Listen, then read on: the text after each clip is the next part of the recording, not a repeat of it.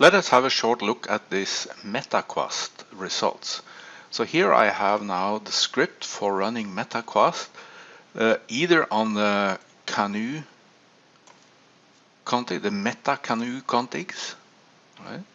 Output to this folder here, or I can comment out this one like this and comment in this one, where I do the exact same thing but on this Meta Spades configs, outputting to this folder instead. So the rest is the same, right? So I just switch between different inputs and different outputs. So here we have the two folders. I have run this now. So let's have a look at the results we get from MetaQuast. And remember now we used a lot of reference genomes. And again, this is a very, I would say extremely nice situation, because the reference genomes we have used are actually the genomes in this metagenome. So this is sort of artificial data in the sense that we know exactly what is in this microbial community. So we have the perfect references, you could say.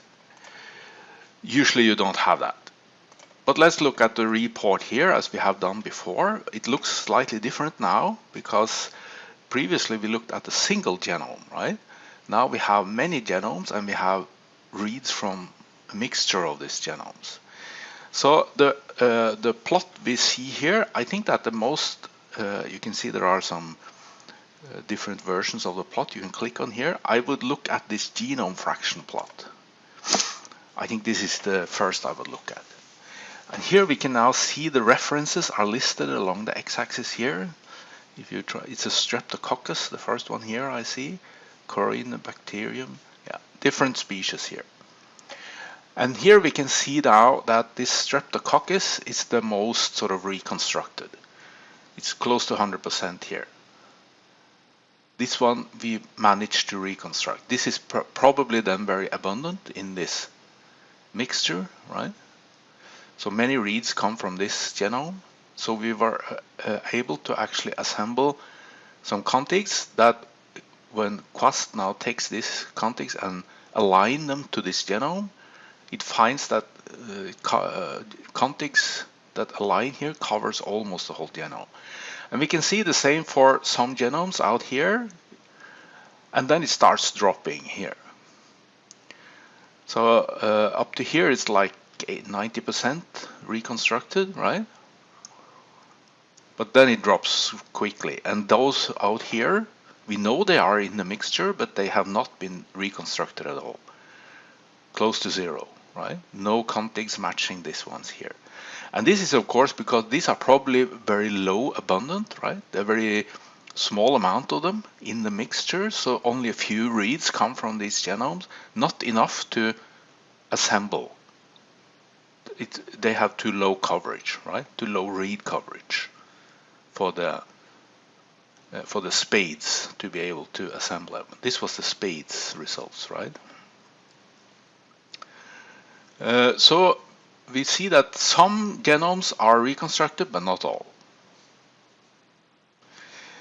We can also, let's have a look at the similar results for Canoe then, the nanopore data. Here is the report.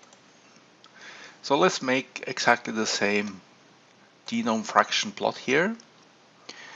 And it's sort of similar, but we can see that more genomes are actually being reconstructed close to 100% here, if we compare to the spades results here. So more genomes are actually being reconstructed here. Here we can see the Streptococcus is no longer on the top, but I mean, all these are very good, right? These are close to 100% reconstructed. And then it drops. So even here with nanopore, some of them are hopeless. They simply are not enough reads.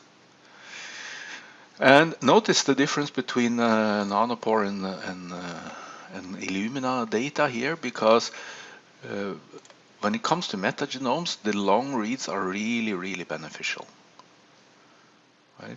Because yeah, we can reconstruct some more genomes here.